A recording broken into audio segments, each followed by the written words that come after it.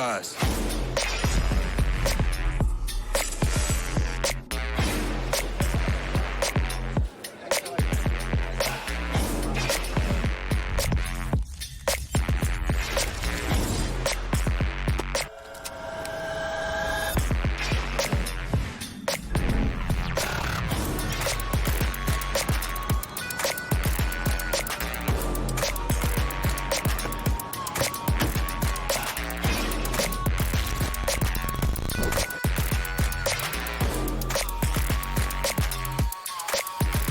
Buzz.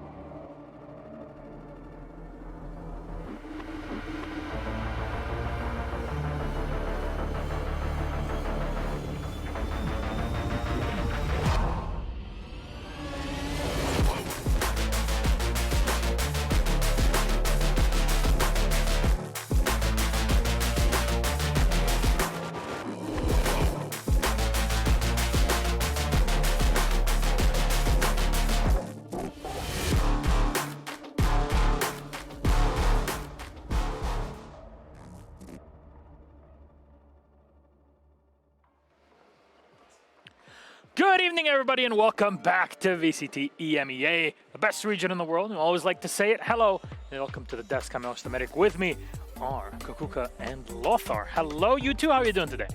Doing great. I had a lot of fun yesterday, and today I expect a lot of the same because we have a very, very special day. You're a caster now, right? You just... Yeah, sometimes I cast in Spanish. I'm here every single day. Sometimes I'm requested. You live here. And yeah, I don't, but I do. I think that was the same last year. If I'm not That's true. That's true. Once in Berlin, and I was like, my mother was messaging me, being like, "Are you ever coming home?" And I was like, "No, I think no." Your heart's stuck at the studio. Yeah. Well, I have a bed there. Is it? It's under the table. It's just a mattress. It's Yeah. just, yeah, don't hype it up too much. Lothar, you're here today. How are you doing? Yeah, I am here today. Yesterday I was replaced by a bald man here on my spot. Hi, Tom. But yeah, I'm very happy to be here. I was watching the game yesterday, which is something that I typically, I don't have to like watch it live at home, but I always do. But it's always different because I take mental notes, but I don't have to make an analysis of it. So it was very, very refreshing, you know? Were you doing it on stream or just blurting it out to No, the family and kids like, hey, did you see this play? You know, with the amount of matches that we have in general in VCT, like at home right now, my wife hates me because every single day there's something on the TV just in the background from VCT. There's just so many matches that I want to see, you know? He wakes up in the middle of the night, he's talking about Reina again. He just won't stop. And, oh, wait a second. Oh wait. Sam, do we have to do it?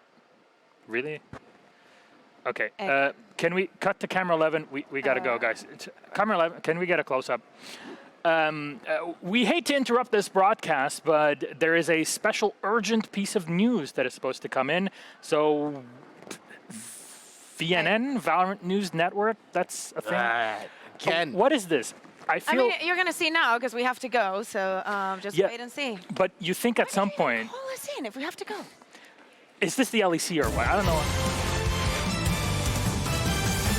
Welcome to the Valorant News Network EMEA, your most trusted source for all things Valorant. coming to you live from Berlin. I'm Yingsu Collins. And I'm Christy Frierson. Our top story of the day, Carmine Corps nearly took a map off of Navi last week, and after a last-minute substitution, brought in assistant coach Zeish as IGL. Now, staff at KC have announced their plan to continue adding themselves to the roster, stating more IGLs equals more strats. It's unclear if any of these so-called strats include actually planting the spike. IGLs are important? Who would have thought? In foreign affairs, a coalition of EMEA teams featuring BBL, Heretics, Koi, and Kaquka have rallied together in support of North America's Zelsis, declaring everyone's allowed to suck. Wow. Well, NFTs are a thing of the past as demands for NFUTs have hit an all-time high for a record low price of $158.99 or Rhymes ACS. You can show off your knowledge of the VCT EMEA scene without the need to learn Turkish. Animal rescue organizations are pleading to irresponsible pet owners not to abandon their koi, stating, "We know they are a bit of a letdown right now." Did they have anything else? That was... That's it. Yeah. All right, well, let's go ahead and send it down over to Boaster for the weather. Hello, it's Boaster here, standing by Durka's head. It's a bit hot right now because it's not quite bold, but I'm getting a slight whiff of winning. Look to you in the dance! Thank you very much, Boaster. Next, a feel-good story. For most teams, misclicking and locking in Yoru is a kickable offense. But when CNED did it, Angel was so overjoyed that he gave him a promotion, making CNED the only other Na'Vi player with permission to give mid-round calls during scrims. Congratulations to CNED. In archaeology, Mixwell has long been referred to as Padre in Spain, but after extensive DNA testing, we can now reveal he is not the father. That one is You a can still shocker. call him Daddy, though.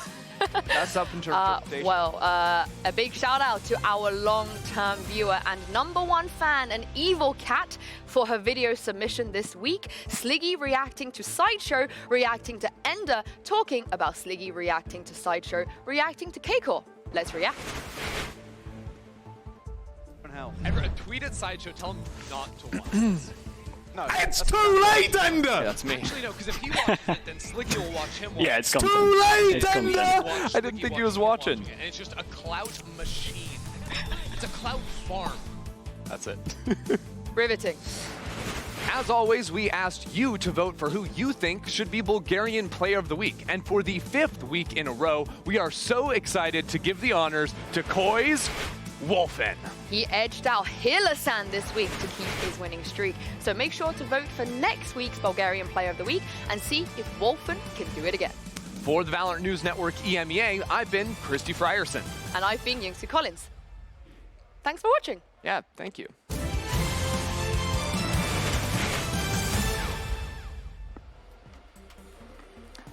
I don't understand why we keep coming back, but I like the news. I think it's the first time that I actually watched the news. I'm upset because my job as a weatherman was stolen by Boaster now. I mean, were you here? No, I wasn't. there you go. Then someone has to do it. Whose fault That's is that's that? an easy one. All right, then with this set, I think we can talk about some more fresh news, some more live stuff that we can go through. So, highlights. How did things go through in our play day yesterday? I gotta say, even though it was one best of 3, it was a hell of a game that we got to see between Giants and Liquid. Yeah, exactly. 3 mapper between these two. One that so many people did not expect that it would go to the 3rd map. But actually, we saw a lot of mistakes. We were surprised even with the map veto. But also the agent select was pretty surprising, especially because we're talking about a couple of teams that rely a lot on preparation and seeing changes on Icebox, the changes on Lotus, probably not expected by both of them. Yeah, I would like to say that I expected both teams to play better than they played Better, before, yeah. because it seems like it's a progress for both of them. And so far, Liquid actually looks like they made a bigger leap than Giants. They are looking way crispier on the calls. It seems like they have a coherent plan on how to play together, and because of that, this man right here, Nats, is someone who is performing really well. Yeah, exactly. The lurks that we saw yesterday were literally were signed by Nats. Is something that we have seen in the past, and he has so much freedom to do them again, going back to his previous identity. So loving to see in that. The closing here, especially when we take a look at Team Liquid's attack, I was much more surprised than Giants. I think that they lost whatever they came in with yesterday, and I didn't see them take charge. In so many occasions, Nats was found as the first kill. Thanks to those lurks, and they never were able to capitalize on that. I'm just happy to see that Lotus is a constant wave of evolution for every single team that plays it, because it's just super cool to watch as a viewer that the teams are discovering how can we play on this map. In this particular match, we have seen Redgar had actually really cool calls when it comes to like swapping the executions, and they went through the entire map. You know, like there was one attack that went through A, towards B, through the broken door, Yeah. and then towards C. And I was like, so cool, this is not possible on many maps. This is like Haven and Lotus are the ones that you can do that, but because of the design of the map, you can still have a lot of, let's say, creative freedom Yes. to express your team's playstyle on it. And it fit very well. We got a close back and forth game, and that, of course, was yesterday's game day. But if we were to turn around and realize that Lothar is on the desk and there is no time, no better time, I would say, to learn something new whenever Lothar is on here? Yeah, I brought one clip from... Just one? Yeah, well, you know, it's It's a slow day at the office. but it's a today. full clip, so I would just like okay. to... Look, I'll take that. Look, when it comes to KC, we know that their playstyle... Oh, it's a Casey clip. Okay. Yeah, it's a KC clip. So what I wanted to show you here is the upgrade that they did, because in the past the team wasn't really coherent, wasn't really playing that well together. So what I would like to focus on here is the defensive positions of the KC players. And we're gonna play this clip. You're gonna see that there are 2 players on A main, 2 players on mid, and the Killjoy has a support of a turret on B main. All of those players are working in tandem to get early space control. This is super basic stuff, something that you expect from any team playing in VCT, but this stuff wasn't happening when we had Scream at the IGL chair last time. So you can see that Zeish now in this team is transferring this, let's say, consistent planning towards the team, and they look much better when doing those executes. And then even when it comes to retakes, we're gonna pay attention now when this clip is gonna be playing down, that the team now, look at how they're positioned on the map. There are 3 players now on A main. All of them have crossfires and play on contact from each other. This is something that we really didn't see with KC before. So there's a huge upgrade on the quality of play that we see from KC, even though those are really basic stuff.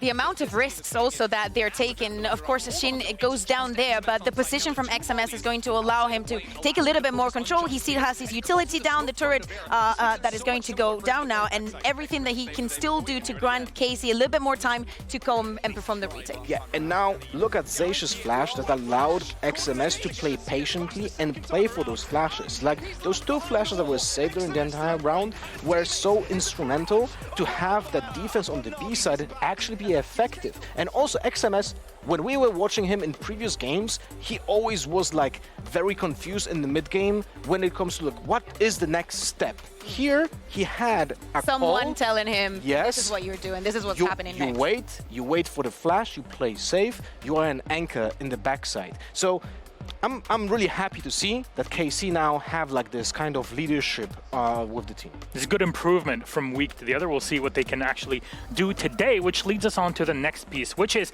our 2 series for today. Starting off with BBL versus Team Heretics, following up with Koi versus K-Corp. We'll see if those improvements from last week can actually be followed up into the next. Yeah, especially today, I think is very important because we have the 4 teams that are at the bottom of the leaderboard. So it would mean for some of them to almost delete the chances of making playoffs. Not yet, not Get your KC Hopium. How about you, sir? 25 cents. For what? What are you? For a buck.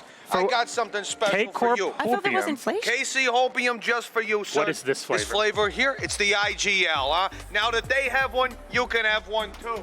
What about you, ma'am? How about Hi, a do you have nice some yellow- Team Heretics? No heretics, only good flavors here. We got a Navi. This is representing, now that they've beaten Navi, it should be plain sailing, sir. Well, they were close to beating them. In my mind, they might as well have. And for you, sir, I have a feeling I know just what you want. I look at you, and I think, scream on an IGL, huh? Not even that, on a duelist. Let him pop off, let him frag. Now that they've got that IGL, it's easy peasy. What 3 about- ice creams, $3 if you pay now, $5 if you pay later. Can we like? Hey, whoa! Wait a sec. So, okay. Did you get to pay him? Before you try them, exactly. It's Mitch. Okay. Would you trust anything that Mitch gives you, especially if you didn't pay for it? Well, I wanted to give him a napkin, but in exchange, like a barter trade, Yeah. you know? I wanted to ask for a new Zero ice cream, but he already went off. I don't think he had it. No. Hairy ice cream also. It is Mitch, so I'm not really surprised in this case. Well, I think it's time for us to get started with our day. Game number 1, BBL versus Heretics, coming up.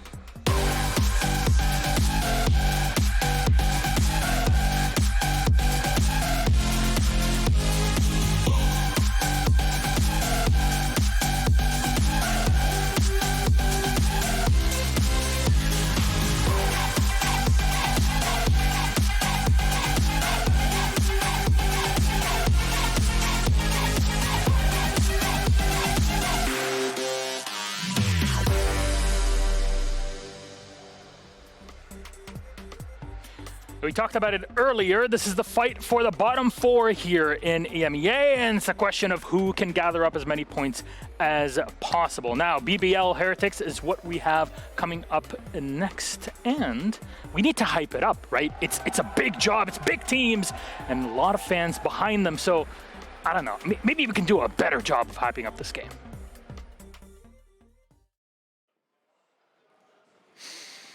All right, boys, another day. We excited? Got some good games today. 2 full series. It's gonna be a fun time. Just gotta hype it up for everybody at home. It's gonna be a long day, isn't it? It's 2 best-of-3s. How long can it be? That's not. We don't say that here. We don't say that here. Look, Do we get any splits? Did we just bring in the scripts, please? Scripts? I hope they're better than the last time. Look, I'm not the one writing them. I just produced this. You may give the scripts. Can I? Thank you. All right. So just to put you into perspective here for a sec. Look, Okay. 2 best-of-3s, bottom 4 of the league, right? Still, but you're hyping it up. Exciting. There's people, there's hundreds of millions watching out there. You're like, yo, this is the approved script. This is it. Hype it up. Give it all the action. I want to start with you. Wait, open it up, Lothar. Okay. Really feel it. Ready? Ready? Look, Do I have to read this on the desk? contractually you're obligated to. Who are you reading anyways? Team Heretics. All right, Heretics, right? Pedigree, history, and begin. So I should be hype while reading this? Yeah, excited. Okay. Team Heretics, Team Hope, Team Hype. A team that was once the shining light of competitive VALORANT. That was a long time ago. That's me, by the way, not the script. The biggest name in Europe for a short period of time after winning First Strike, the first ever VCT tournament. The firsts, Nummer 1. They created the biggest names in our competitive scene just to have them poached when they needed them the most. But they don't care. Just as a ranked player must always ego peak in a 3v1, so too must the father of VALORANT return to his natural home. It is time they do it again. From the heart. Okay. It is time. Yeah. Team Heretics turn the players into the stars whose flawless fundamentals will outshine the rest of the region and dethrone the fall kings and gods of EMEA. It is not too late. We know. I know. My Polish heart will follow wherever Zeke goes. Reina might be his third most played agent, but my fate is absolute. I support his every decision. Team Heretics' deepest fear is not that they are inadequate. Their deepest fear is that they are powerful beyond measure. I heard a rumor that Zeke the Zoomer would make their chances bleak. And if Zeke the Zoomer is the orb consumer, your strategy you should tweak. Oh, beautiful. Fantastic. Don't know Good. how I'm gonna follow that.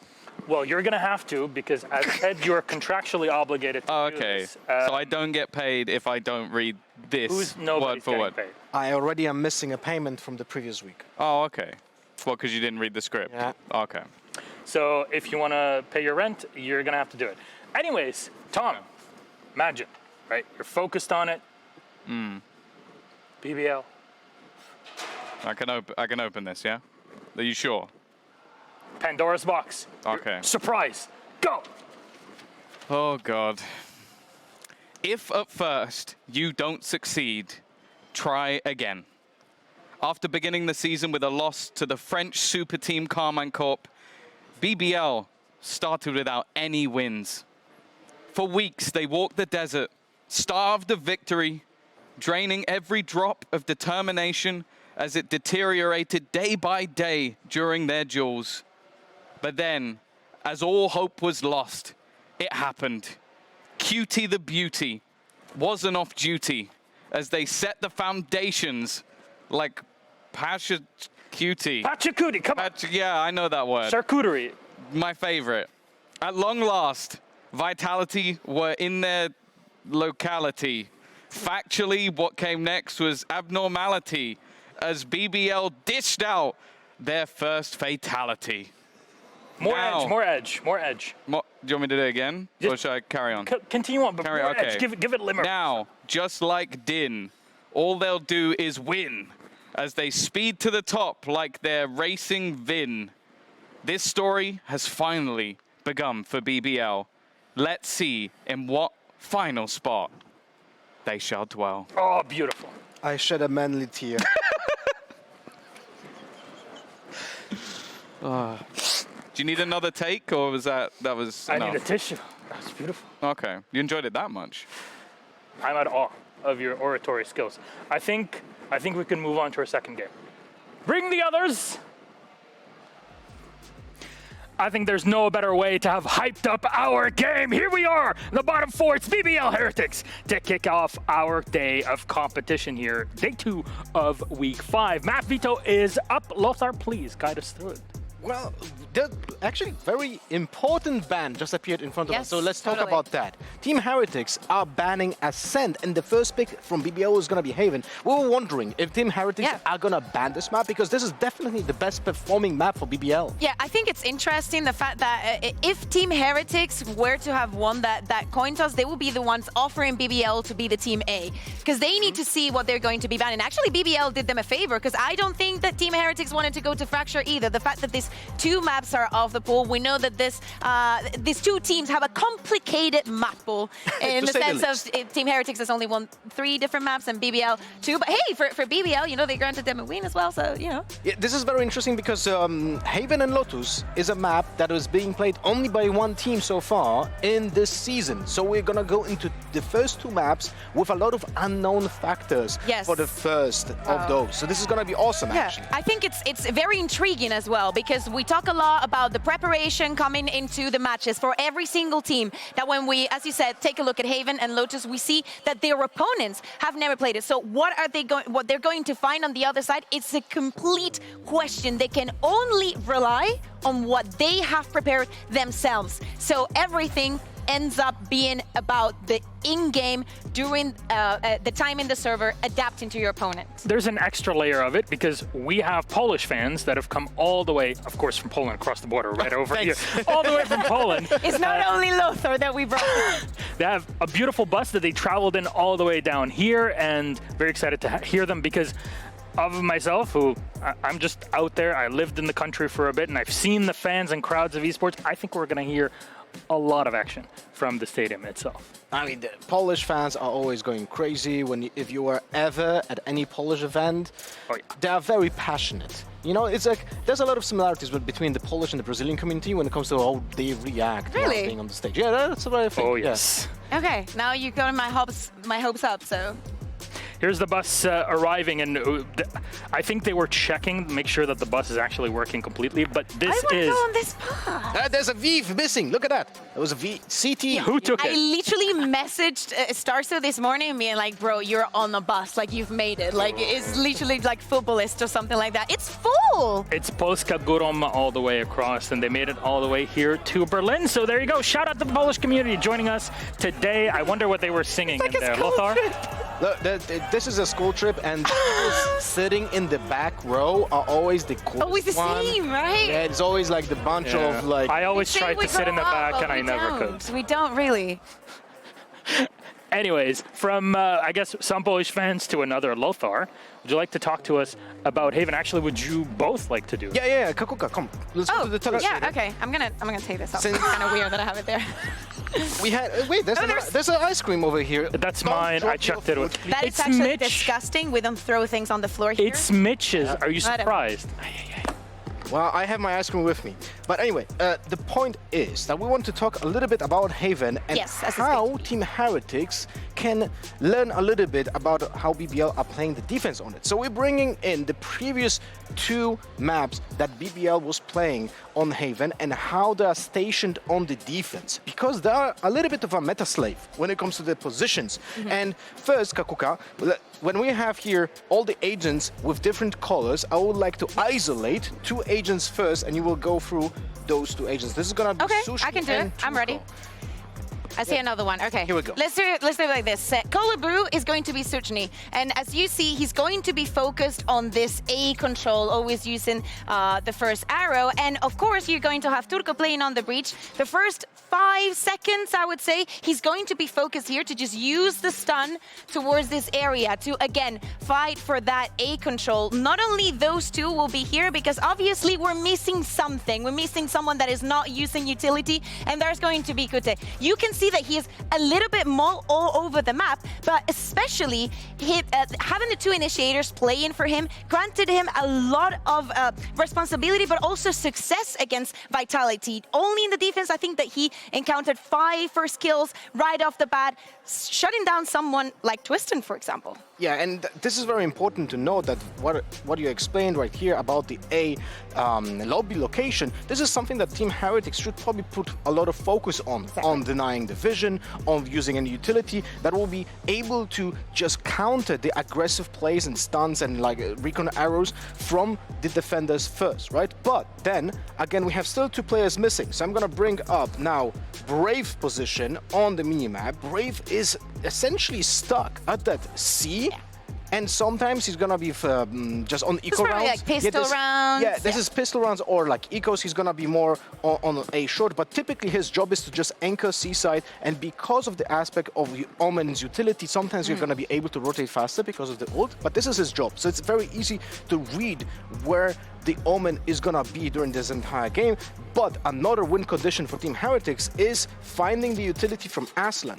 And Aslan is, as you can see, pretty mobile, so he's typically playing either from area of double doors or from short in case he has his ultimate. But the more important is where are his alarm bots and turrets stationed. So Kaquka, how do you think Team Heretics should approach this utility in the map? I think the first thing that they have to do probably is take this garage control. It's something that we see many teams do, but you can spot that there is a turret that we see a lot of the times that they can spot and destroy it right at the beginning of the round. This is one of the areas that I will focus more. And here on mid as well, these are 2 turrets. Oh, so sorry for covering. I would say that, I would say that this 3, adding the one that you mentioned, are the 3 most important points for Heretics to have prepared this map. I think that they had done a great job preparing for maps in the past. I think that they should definitely look into this point. Yeah, and it's also very important to note that this turret over here in double doors can be destroyed through the doors, even without going there, right? So by seeing this, the clear position of it, you can make a plan in the beginning of the early round. Yeah, and it's not only that. You can, knowing that if you even spot the turret, you can just leave a smoke there. There's a lot of things that you can do to get into your opponent's head and maybe faking into the fake. Yeah, and that's about it. That's about it, yeah. Heretics will actually approach the attack. We should have told them before. Heretics, if you're watching, you're welcome. Is there anybody that we're expecting to really show up then from Heretics, since, you know, we don't want to talk anybody down in this case? I mean, I think that Kellogg's, obviously, as we're, talking about Kute and the amount of impact that he has found in the past and how pivotal it is for him to be showing off on those first duels. I think that for Kellogg's, it's an important day. I think every day for him it is. It's gonna be an important day for both the teams, because as we mentioned before, they are in the bottom of the barrel right now, scraping the bottom of it, right? So the win right here is bumping the chances at playoff so much. Yeah, totally. But, the feeling from both the teams are quite different. I don't think that the histories merge that well. All right, I think it's time then to put our teams on the stage in the Coliseum. It's BBL and Heretics. Bring them out.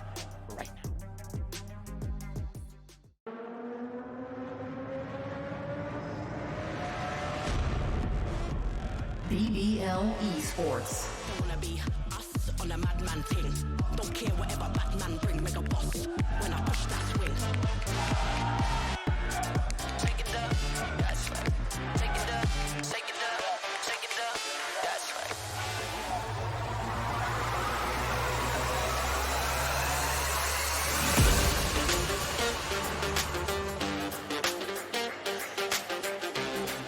Team Heretics. Feeling like a million bucks.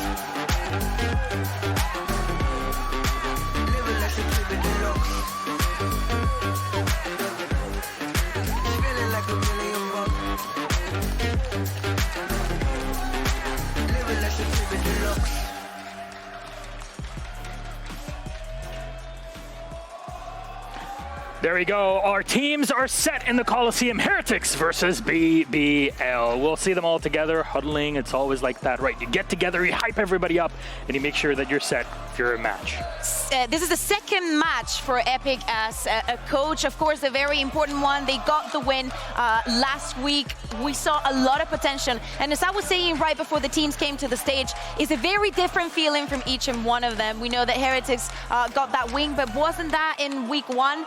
BBL is going is in that crescendo right now. They feel unstoppable after getting a 2-0. I mean, they're on the roll for sure. It's better for the two, like, let's say, start with a win, even though it's pretty late, but now you're going off it. But I wanted to just mention one thing for Heretics. Not sure if you actually heard the fans, for the viewers that were hearing the fans, how they're chanting, because there was so much noise right now in the pit. So it's awesome to see the reactions from the audience. But I wanted to mention that apparently Zeke is not IGLing anymore. I spoke with him today because I wanted to ask what is the reason for that, and he said we need more firepower.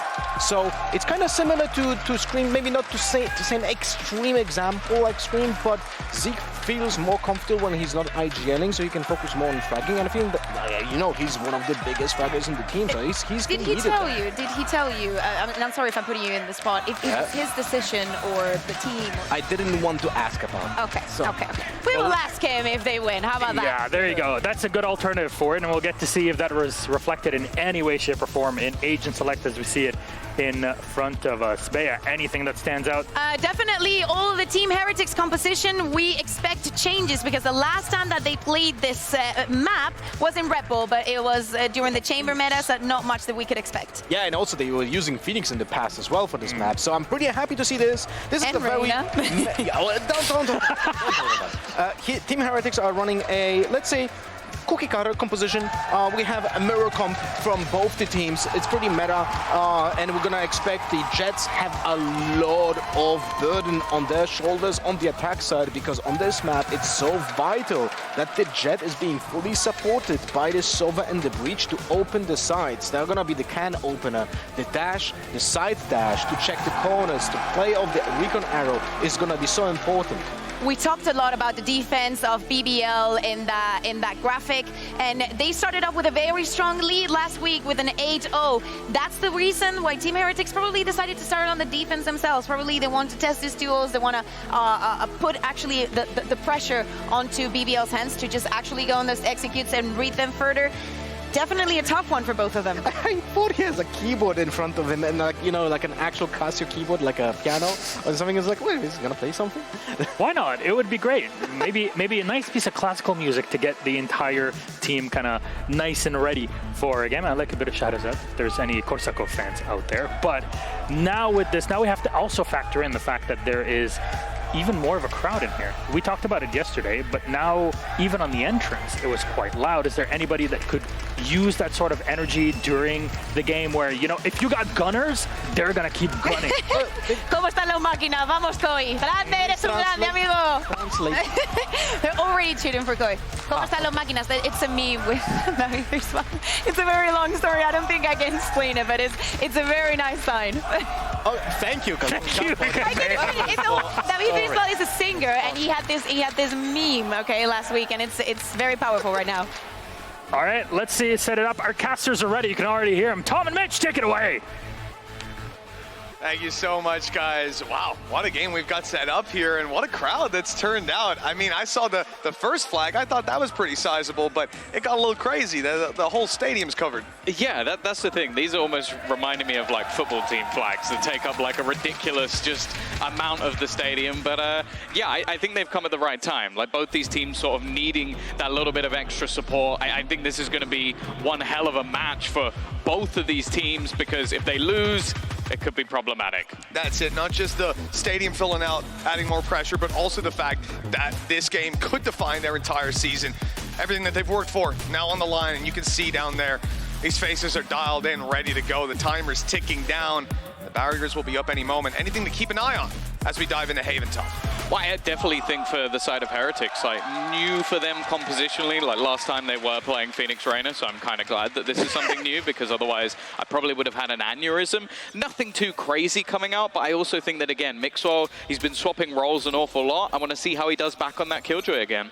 We're getting some A aggression right off the rip, and it's going to be Kellogg's that's pushing it down, gathering the information, seeing that it's clear, had a recon to cover just in case anybody managed to sneak it by. And with that, he's just going to hold his angle now as they rotate off the 3-man A stack that started out this round, now looking very different, and they can plug in these players wherever they want. On the other side, though, they won't be getting ahead of any BBL plays because BBL are pumping the brakes. Yeah. They very much waited for Team Heretics to continue their aggression, which hasn't come down. And so you kind of look at the clock and think, you know, when do BBL need to make that move? Still got plenty of time. Early drone going to be utilized. We expect to see a lot of congestion when it comes to this A side of the map, and the two focal points looking to face off for the first time, Kellogg's versus Kushner. It's the battle of this series, no doubt about it. Kellogg's having one of the quieter performances we've seen so far. Kushner has been lighting it up, and he'll lead the way here. Well, here's the battle of the Jets on backside. Kellogg seems caught off guard, and he certainly was. BBL dominating those duels and taking the site with ease. The plant seems to be going down with Kushner. He's up close. Nice little reposition, though, coming in from Mixwell on the side of the smoke. Aslan covering forward, and as it fades, it's a bloodbath. Initial fight pushing Mixwell back as the utility comes in. Heretics still able to get some picks, but few of their players low now. Both, in fact, as they make their way back through, and that flash was damn near perfect. Clean stuff for BBL. 2 alive as they take the pistol. Yeah, this was a map where they played incredibly well in that last matchup versus Vitality. I think this is one we all expected to see go Vitality's way, but I do think more recently BBL have sort of almost gone back to the basics. Like they played a lot of somewhat overcomplicated comps. I'm interested to see later in the series when we get to Icebox if they're still going to be running the Omen on Kushner. I'm not sure that we will, but hopefully not. Just keeping things a little bit more simplistic, basing a lot of their play around the man there on your screen, Kushner. And he had an incredible matchup when he played last time out, so definitely someone to keep an eye on. I think he had 28 kills in that matchup, and it wasn't even close to anybody else. So we'll see if he can keep up that run of form, and as said, I feel like Kellogg's might just have to be the man shutting him down. Interestingly as well, though, Heretics, when they played last time out, looked a lot better. Seeing Boo in that IGL role again, and, well, Kellogg's has managed to find one here. Apparently used up, but they don't push on the back of it. I thought that was going to be the split. But instead, they decide to leave these players to fall back. The Nano that does a little bit of damage. It's not too much of a deterrent. Look, early trades like that aren't bad for Heretics. I think they're wise not to overextend into those fights. They could have had a serious opportunity there to extend it that little bit further. I think BBL, you know, especially when they're coming in with some pistols to work with, they're not going to sweat too much having lost one player. They faked the rotation off of C all the way back around to A, made some presence there, and that has worked beautifully for them. Just because this turret's still there, keeping the information, they're willing to play super light on this side of the map, and that was a mistake, because now they'll realize with this team diving in towards the C site and almost grabbing a plant. I mean, Mixwell, he's going to try something, but they are more than ready. Yeah, just executed, and that's the thing. He was the only line of defense, hoping that the Nano Swarm could slow down enough for the rotation to come back through. I almost expect there to be nothing from here onwards from Heretics. Like, you're not really expecting any damage with just classics. They have saved basically as much as they can. You might say, oh, okay, the credits have gone down a bit, but they're just holding on to their utility, using a little bit to try and do some damage, and ultimately BBL are going to have a relatively clean 2-0. Yeah, I think best case scenario here is literally taking shields off a player. That's probably the most you could hope for.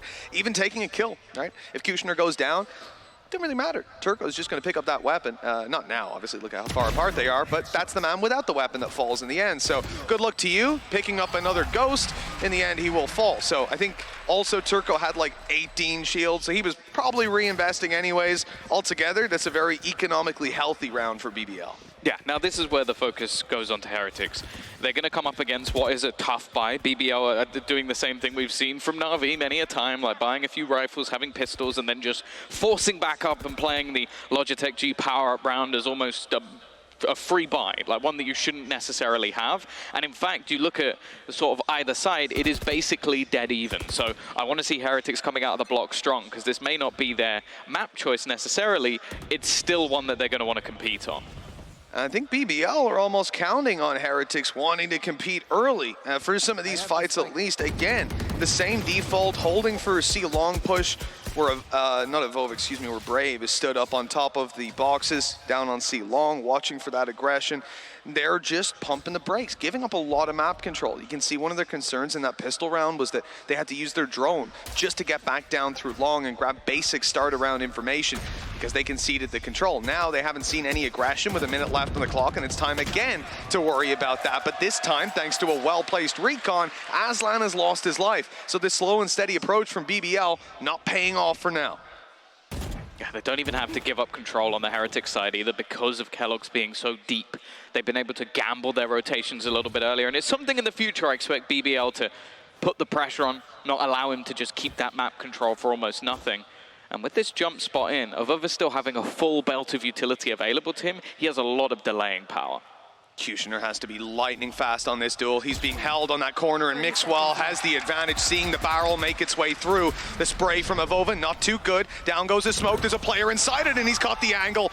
That's the C site gone. They could take a risky retake right here and now to fight for the control, but I don't think they want to. That utility going through might prove otherwise, though. 10 seconds left. Here's the push. Great flash. That's caught him blind. Brave couldn't do anything. Turco down. The numbers are thinning. The spike is on the ground, and the round is Heretics.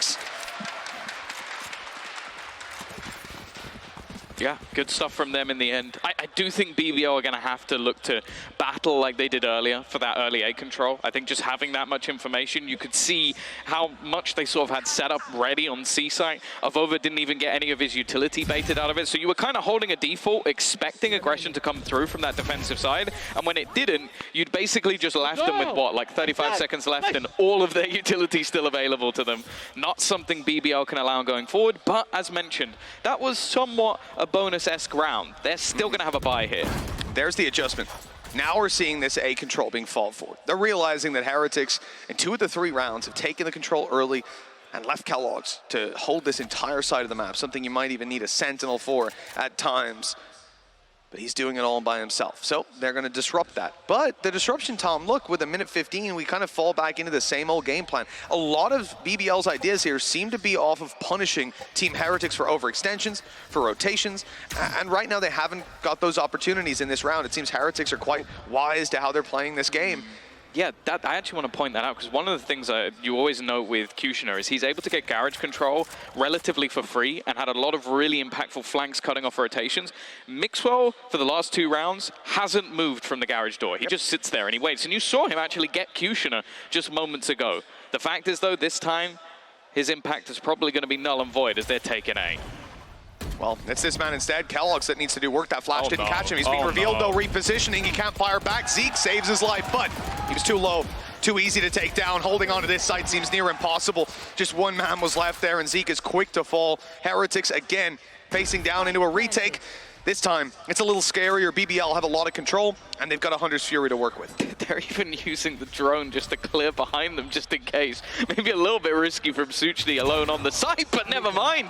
The IGL just looking to take this into his own hands. Already a couple of kills, and now Boo, the last man standing. One found, a second will not fall. BBL break back immediately.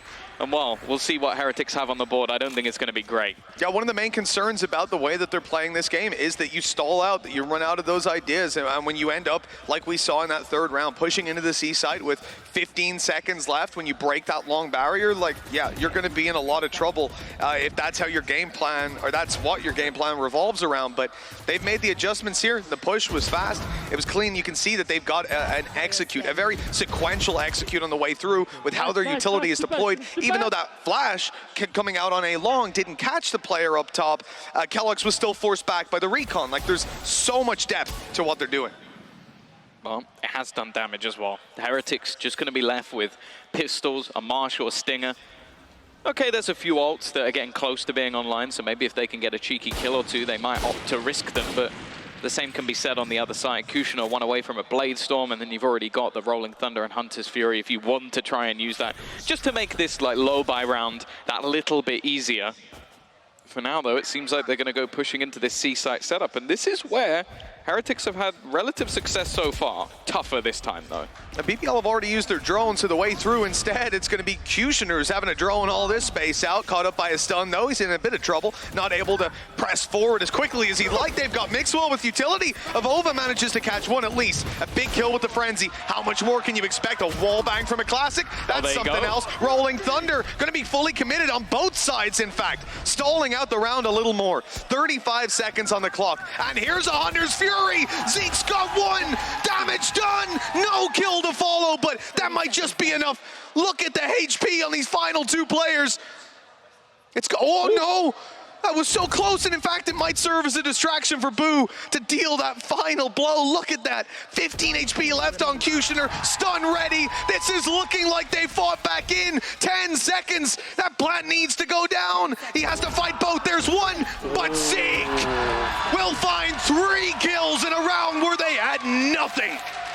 Yeah, huge round from them. Again, it seems to be that push into the C site that is just causing so many issues. A decent crossfire from them coming out, but then it was just, as said, there were ults that were close, and all it took was a couple of kills going through on the other side. Boo doing a fantastic job. I think that kill actually got him the Rolling Thunder, which forced them back in the first place, and then knowing that they're likely stunned up and stuck back in the corner, Zeke just throws out that Hunter's Fury, which, okay, it gets 1 kill, but it basically wins them the round off damage alone.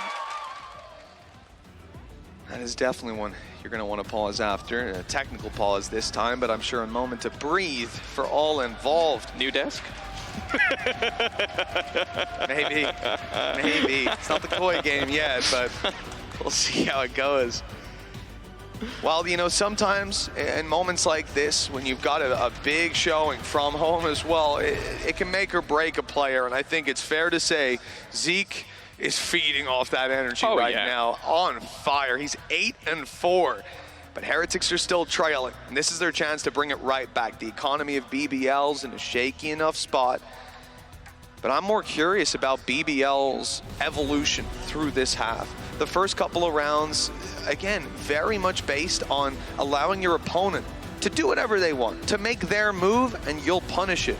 But Heretics, they haven't been making moves. They're confident in their defensive setup. They often have the map control, as we've seen A long challenged for, and that seemed to cause some problems for Heretics. But even then, when you look at C, when you look at Garage, look at B, nobody comes pushing. Nobody goes walkabouts, and that's often what they're looking for. It's maybe what they're used to facing against.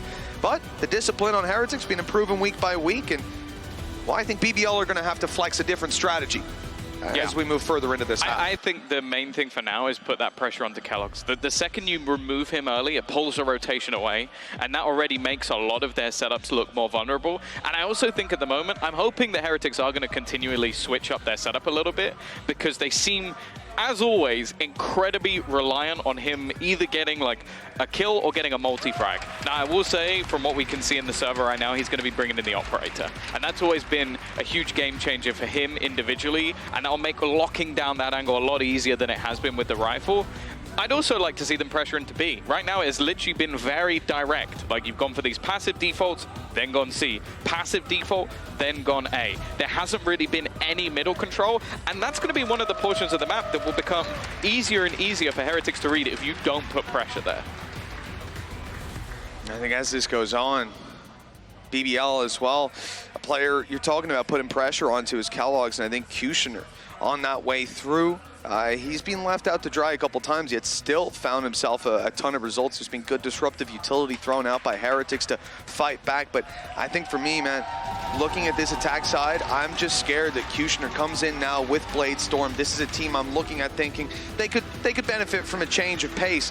And I know what those two things together tends to mean in BBL's hands. It's a very tough round to defend against. We've already seen the sequential utility. We've seen how good they are at cascading all those pieces in and then ripping you apart from there. Add in a Blade Storm to it. Kushner doesn't need to dash and take his weapon back out. He's already flinging knives at you, and they're rarely going to miss. Yeah, I think, again, like neither of the teams are really taking, I would say, a step forward. And that's also the other thing you have to talk about within this series. If we're going to see one of these teams step up, get to the point where they can actually qualify for the playoffs. Because let's be real, for either whoever wins this is almost a stepping stone. Like beating the other team is not going to convince anybody that this is now like your moment. You've made it. You're making it into the playoffs easily. This is okay. You've beaten one of the other teams that are 1 and 4.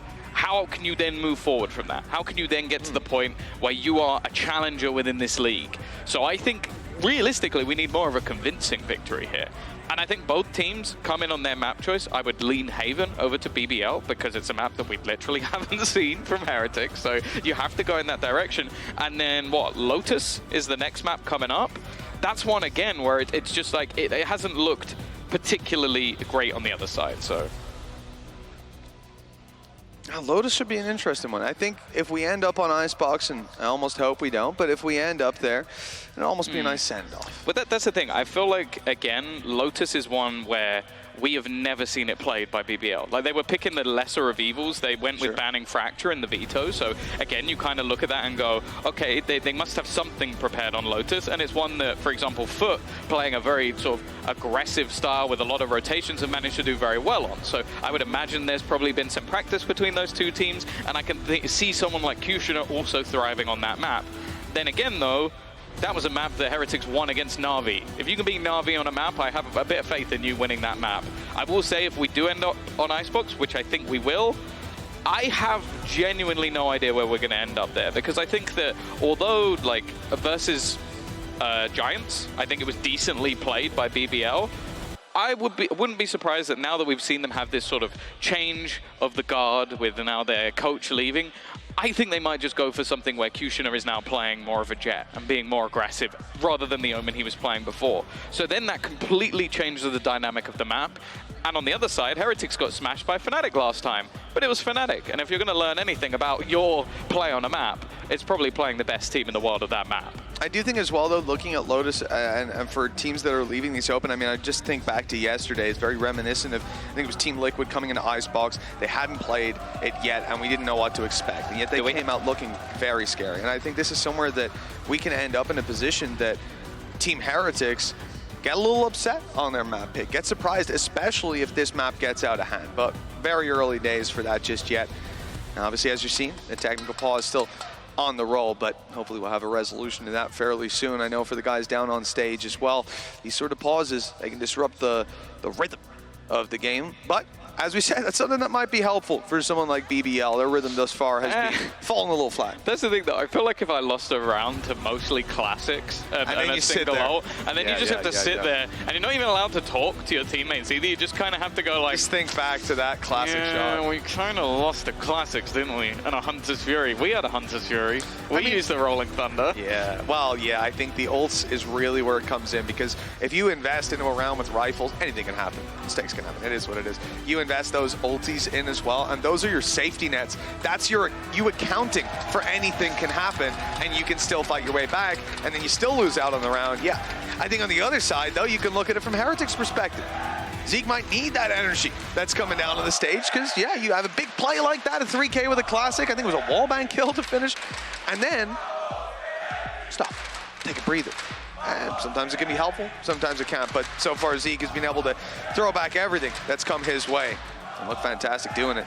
As you said, BBL in a decent spot in the early stages. Bladestorm is the key thing that I'd be keeping my eye on when we get back into that server, because Kushner can turn around completely. And I think there's even a decent argument for them to go for a full buy with 2 weaknesses and try to get that Bladestorm to find the space early on. It depends on their confidence levels, and like I said, with the slow approach early, I maybe don't see that happening here, but it could be the perfect remedy.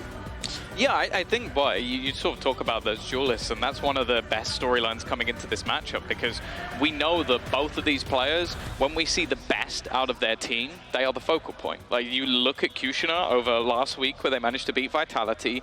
The man just, he pulled up an absolute stormer of a game. Like, he was unstoppable. Now, whether that's recreatable week in, week out, I don't know. And it's the same even thinking back to some of the maps and some of the matches we saw at Lock-In.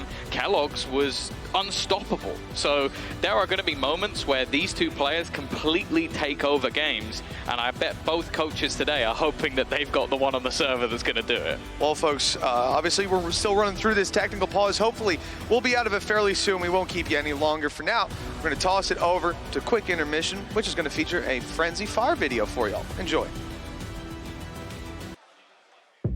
Wait. This could be very bad for me if I don't say it correctly. Oh, no, I'm too good to this game. Don't know. Sorry.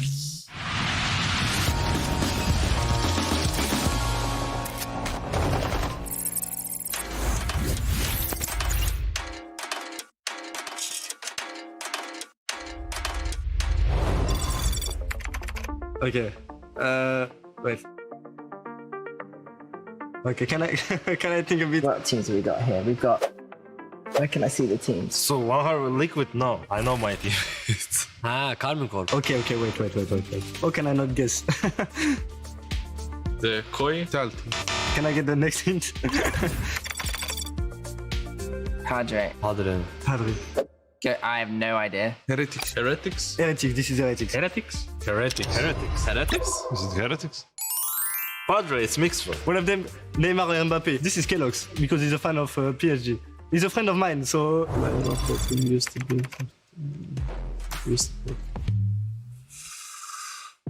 LOL there. My wild guess. I know Boss Surf came from League, but he was content creator. Giants? Who it was from League? Carmen Corp. Oh. Actually, still not clue, but maybe Koi? Not Koi. Okay. This one is easy. This is Fnatic, right? Fnatic? Who's the guy who was playing in Excel? Buster'ı görmüştüm fotoğrafını. Buster? I never know that he was a pro. Yeah, don't worry. I wasn't very good. I was just there for easy. LOL mu oluyormuş? Allah Allah. This team organization is the oldest one in VCT EMEA. Oh, so we're digging in the past now. Navi. Is it Navi? I don't know. Fanatic. Yeah, Liquid. Oh, it's Liquid. The team was fun. Okay. Is this footballist? Not footballist. No. Navi o zaman ilk şampiyonası Koi. My guess would be Koi. Sinet. Tamam yok. Sinet diyorum. Starksos. Didn't know he was a football player too. You might not get it wrong. Is he the one that cheated on Shakira? Oh my goodness. Their fans cheer for them a lot with Take My Energy. Carmen Corp. Vitality. Wait, what? What does it mean? Is it footballist? Giant. It's us. BBL. One player of that team uses texts in Twitch chat a lot.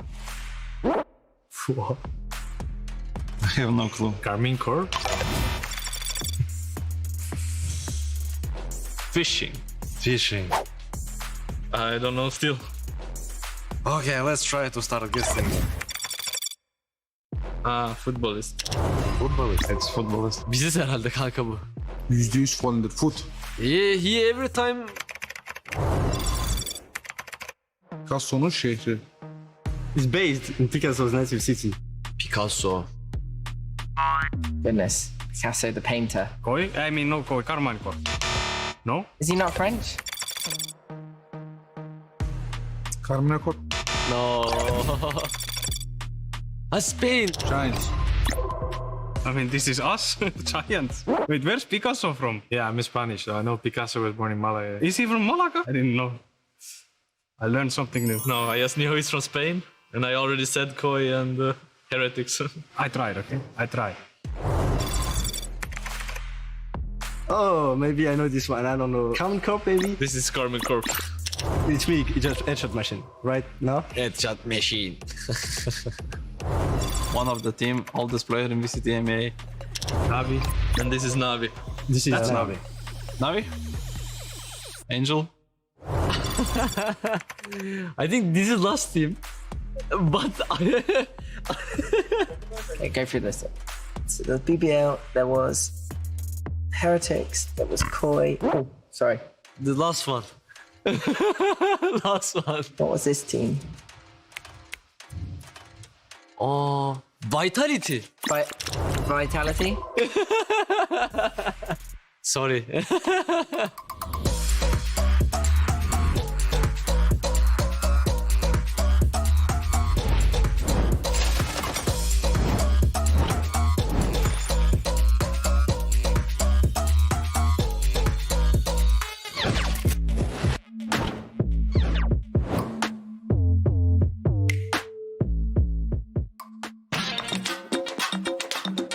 I'm bad on numbers. I'm so horrible. Now, start.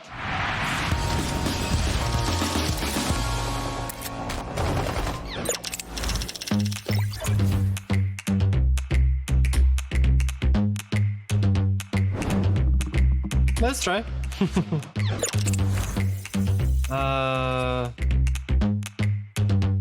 Frenzy operator, light shield. I'm not sure about the operator actually. Wait, I'm just gonna speak in French because it's like 4700 plus 450, ça fait 5.1 and then 5150 plus 500, ça fait 5500. 5, I don't know how to say it in English, I forgot. It's 5500. No way! I trolled because in French I said 4700 plus 450 plus 400. So I trolled myself in French. 5350. I don't know if my mathematics are good here, but 5550.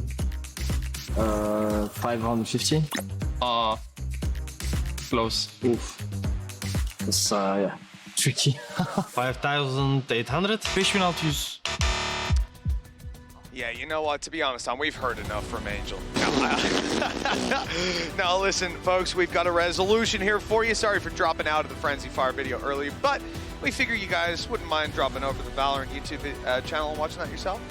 And you'd rather watch the game, because it turns out our tech pause is finished. We're very close to just getting the players ready to dive back into the game. QC, it does, Tom, it does, but they'll get on that. Listen, the boys are firing back up. They're saying hello to each other again. Either on the they get to talk. Are you sure? The thing is, QC was investigating a bug that might have happened during the round, as we've seen many times in the past. Bugs happen, these things do. This time, though, it did not. It required a little bit of attention to detail, but we've gotten there in the end, and thank you very much to our QC department for keeping on top of that. We would much rather have these things done live than done the next day. Isn't that right, Tom? 7-0 start, what are you feeling? Oh no, it's 3-2. BBL. At this point, they've been in a pretty good spot, as we said. A slow approach in some of their rounds. They managed to still break through to the sites. Their A push was fantastic. Now the Blade Storm is here and ready to roll.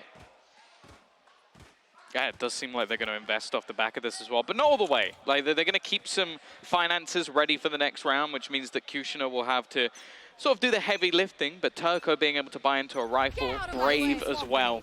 There's still going to be opportunities here. But now, with that operator online, this is where you do feel like Kellogg should start to step up to the plate. This is a massive fake from BBL. Again, their pace has been extremely slow. This time they fake out C, they put over utility. They're even throwing nano swarms onto the back of site. That looks like it's so clearly a C push out of BBL early round, and instead, and there was a smoke blocking vision as well, which is the best part. You couldn't even tell if they were barreling up C along. Instead, out goes that Blade Storm. Cutie finds a kill. That's not a great fight for Suchny. The man was the only guy without any form of weapon, a classic, and he took that fight on mid. No idea what was happening there, but on the rest of it, they're in a really good spot. Blade Storm and an AWP recovery. But the thing is as well, if they managed to just take the orb here, they would have a lockdown. So that would be something extra for them to play with. I'm surprised that's not being challenged for. Instead, they just try and walk up, maybe thinking that they've somehow bamboozled Team Heretics, but well, as you can see, they have not. Well, lost in the sauce on that late round. There's the downside of a Stinger. Good damage, lots of headshots, not enough though. Surviving with 10 HP. Aslan now has his lockdown. That's devastating, up and over we go! Kushner solo! That op's gonna have to be used now. The lockdown a big concern. They're trying to get in and claim the space. It looks like they will have a safe corner. 0 players detained by the defender, and the attackers will get the same result. They found their safe havens, but still need to defuse. Aslan's super low. The pressure's on for Brave to pick up at least one of them, but Boo's too quick, and the turrets caught him. Oh, the smoke was a safe haven for them, but in the end, they fall, and defuse goes to Heretics. Maybe it's just ex-G2 players. They've just bought off Timmy the Turret. And just he's able to do incredible work. Yeah, I think there were a few just misreads in this. Like, Zeke still playing a Stinger was an odd one, considering he had plenty of cash to be able to at least buy something up. Maybe not expecting there to be a 4-buy on the other side. And then BBL's decision-making was just a little bit weird. Like, they could have got the lockdown a little bit earlier, but I think wanted to play contact. I don't think they'd sold a good enough fake with their IGL just walking down mid and just dying. I don't think anybody on the Heretic side rotated, so I guess just hoping that they would be garnered some extra space for free. Instead, I think they just overcooked some of their decision making, and it made it very, very easy for this hold to come through for Heretics. Yeah, there were some mistakes there for sure. Still the promise of that Blade Storm, I think that's going to come back in the future to haunt them. BBL, I think after finding that A pick, I was very surprised to see them pump the brakes, very surprised to see them try to throw through a late mid lurk, and I think I can kind of see where they're coming from. That early utility on C should have dragged a lot of rotations over, and then as they go back to A, seeing that this fake has happened, having lost a player on long, they shouldn't be as attentive of mid as they cross over, is probably the idea. Just sending the classic, man, I can't get behind. Maybe it's to do with the abilities they needed, with the ideas they had for taking site, but wherever they ended up, they lost the round. And now coming out of this timeout, they won't be devastated, as we said. As you said, Tom, they kept over a lot of their credits, so they were still looking to lose that round. They expected to, and this is where they wanted to play. They did use a Blaze Storm in a lockdown, though. So in terms of ults, yeah, it was a spammy round for them, but 3-3. Operator online again for Kellogg's. Same sort of scenario. They're going to try and set him up early and then leave him behind to hold on to that control. In the meantime, you mentioned that execution, and it seems like they're going to go for a similar idea, but with much faster pacing. Yeah, like they got them used to it in the last round. Now it's time to make the play. That's a little awkward. Mixwell able to catch that one for free. I don't know what the idea was there, but it certainly has not worked out. Avova with a paranoia. There's the dropout. Mixwell's doing work around this garage area. And BBL, sure, they'll get the site, but at what cost? And that cost might just increase. Mixwell might not be done yet, looking for a little bit more. That fight about to be gifted to him. Aslan closing the distance, and that corner, all that stands between them, it's Aslan to win the duel, and it's a lifeline for BBL. Yeah, that kill would have been more than you might expect. It would have turned the turret off behind and given a free flank to come through for Kellogg's. Instead, he's going to have to back through Garage, and Aslan looking to try and take this one into his own hands. They're pushing this together, but Zeke already finding one more. Turco up close, needs a spray down and gets nothing for it, and now Suchny, last man standing. They're a little bit disjointed. Kellogg's goes over the top, almost styles on him, dunks down on the head of Suchny. And Heretics are going to have themselves a fourth. Great fight back from him. I mean, the shame he couldn't get the trade initially, but the adjustment to just break his opponent's wrist on the way through. 4 rounds now for Heretics. They'll lead theirs, and you know, BBL, they won the pistol. They won that 4th, but there's been a whole lot of problems for them ever since then. And I think in this round here, Mixwell getting way too much space. Sure, it's clutched out by Kellogg's in the end, but the fact that he kills a guy by just hiding in the window, but that's the thing. Run through, like, it goes back to what I said earlier. It looks like Mixwell is just hard countering Kushner, because he loves to try and make plays through Garage. So the first few rounds, he holds by the door, kills him every time he tries to go through, moves back a little bit, and it's the same thing for free. Oh, they tried to punish him, having no idea there was a teammate there as well. Kellogg's will go down in the end, but the damage is done. This site held by Zeke, and there's support across the map. Team Heretics, they should have been in a very bad position, but what a fantastic round pulled out by Kellogg's. Oh, where do you go from here? They at least have the spike, but okay, a kill onto Avova and a kill onto Zeke. Surely not after all that work was done. They're back in a clutch, and it's Mixwell with another 2K needed. I'm not sure if this is going to be possible. Just look at where they're playing. Both together, sat underneath. in hell, and well, it's hell for Mixwell as he looks to try and make his way back through. He does have a nano swarm. If he somehow guesses correctly, if he somehow has the calculation in his head where both of these players are, maybe he can make it awkward, but he wants the element of surprise. He wants to try and sneak up on them. They double up, even crouching one below the other, and BBL make that look easy in the end.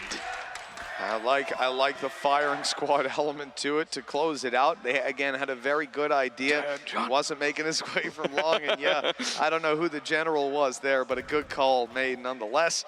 BBL finally getting around back on the board here in round 8. Look at the patience on this guy. And the fact that he doesn't make it out of there, you know, almost lucky. He started this round out by getting stunned up, had to dash his way out of there. His teammate had to sacrifice his life to keep him alive, and from there, grabbing a collateral, putting them back on the board. Great round, not so great of a result. BBL steaming ahead. Now look at this, a very different face to this team. 5 players towards A early on, although the pace isn't what I expected of it. I think they've realized, again, it's the same as last round. These pacey takes towards the A site is what's working for BBL. Everything else, like when they try and slow down, when they try and sneak their way through garage, when they try and play C long, it doesn't work. But I don't know if I'm correct here, but I don't think they've actually lost a round on the A site so far. Every time they've gone in that direction, it's worked out for them. So again, that seems to be the plan. And there are some decent retake ultimates available for Heretics on the other side. So it might not be too much of an issue, but if Turco plants, and he does have the spike, they're gonna have a Rolling Thunder of their own. Yeah, the retake setup in this round. Oh, wow. That was Zeke taken down up in the window, trying to spam on the back of a recon, on the back of a reveal. They couldn't see him, but they didn't need to. Team Heretics with weaknesses, and well, it's just getting worse as they lose player after player. Okay, Mixwell good with the stinger. That's some utility to breach their way right back through, but again, very little to be done. Stun goes in, but they can wait out that utility. Trades are perfect.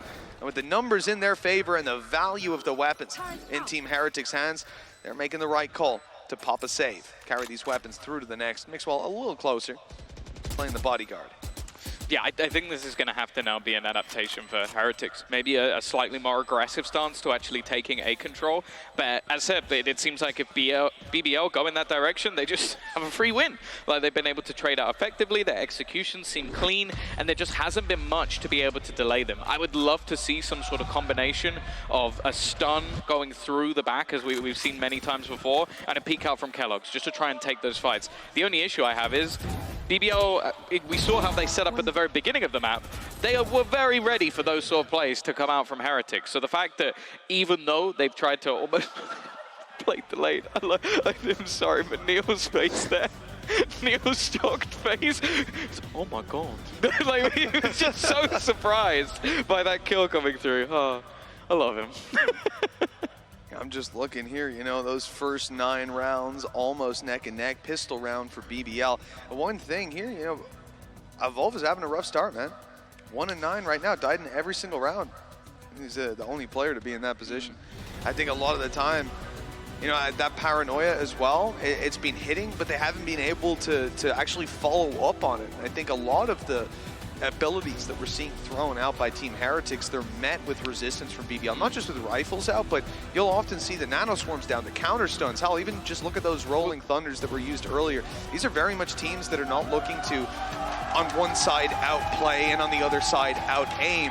They're both coming in with the same game. You have to bear in mind as well that Avova has been on C, and in the majority of rounds, they haven't lost when they've got C. So even though he might not be necessarily having impact, a lot of the time he stays alive longer than he should, and then Mixwell has been able to capitalize. So that's it. I think there's actually bigger issues around this A site, and that's why I like, look at this stack up. There are 3 players here, and that stun is being readied. They are looking to fight BBL in this round. Yeah, this is going to be a very quick one in the round where BBL send all the players here yet again. No control elsewhere, and then all trained in. Kellogg so close to getting an angle, and it surprises him when it's eventually found. Okay, a Rolling Thunder used. They're going to try to take the site, pressure these players, catch them down on short. He's on top of his head. Gomba stopping him. Kellogg's eventually trades it out, but on the site, Brave is trying to get a foothold for these attackers, somewhere to fight from. But in the end, they're forced back, running towards, I think, the C site, and they better be quick because Mixwell's got the read. Yeah, a fast foot race on the other side will get him back into C, and he has a lockdown available. He can even just utilize it to try and stop them. Instead, he's going pushing. He's giving them a 1v1, but I don't think anybody's expecting him to be here so soon. An easy kill in the end. I may have even heard the steps of a player wrapping in from behind. Yeah, it's been pinged up by a teammate giving him that chance, but Aslan on just 17 HP. Spike would actually get him a lockdown, maybe buying him a little bit of extra time, but it's whether he wants to commit it when he's this low on health. Spike planted. Stun just about missed him, but how much help will that be when the flash lands perfectly? On the way back, you'll have to hope the turret does a ton of damage, because now it's time to follow up, and they're just too quick on that. Heretics getting out of there with an even scoreline yet again, 5-5. Yeah, it's a round as well where they basically just hard counter BBL. Stack up with 4 players on that side of the map. Even with a Rolling Thunder execute, it became very awkward. I feel like a lot of it almost just comes down to, like, I don't know if Kushner accidentally dashed, but he had such a good spot above and what looked like a free kill, and then just tries to jump on his opponent's head. It definitely seemed like a bit of a blip on the radar.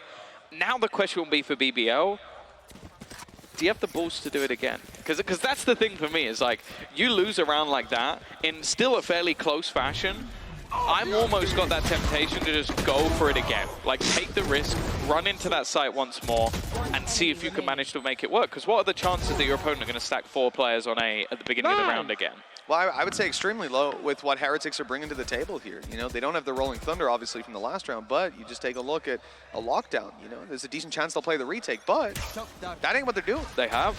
You know, what you see on paper, maybe what they see on paper as BBL is not what's on the other side. Instead, again, we'll see the aggression come down. Again, we'll see Kellogg's attempt to take this fight, and the drone sent out.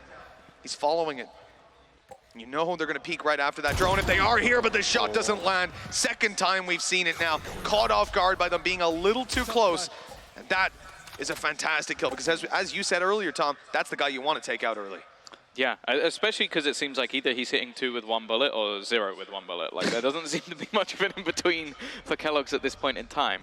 Now, you might think that, okay, you've seen a couple of players over there aggressively, you know the drone was there, so maybe they fall back off of this. But actually, they're looking to re-aggress. Aslan is ready, though. Watching the angle, but he looks away at the last second. Does Zeke, if he checks this corner on the, well, on the right, he had a great kill. Instead, Aslan will take down both. The re-aggression fails. And one with the remaining 2 players, hey, make sure there's a lockdown. I don't think he's going to use it, though. Let's retake it, guys. Yeah, I think it's more likely they're going to just 5-man run it down and take you out at that point, or just play the retake themselves. Plenty of ultimates to work with, and well, those will all be brought into the next round.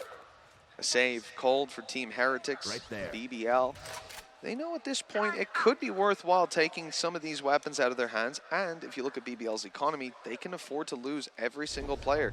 You only have Boo alive, who hasn't got his ultimate, and he's got 1 orb, so there is really no reason not to send bodies to take these weapons out of the round.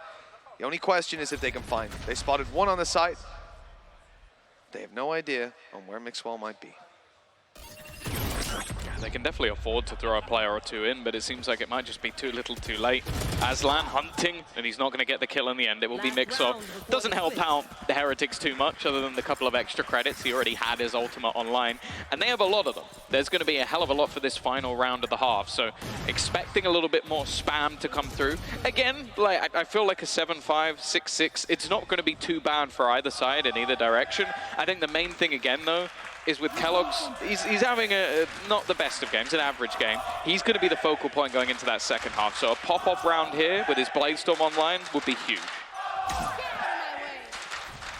Well, again, the same story coming through.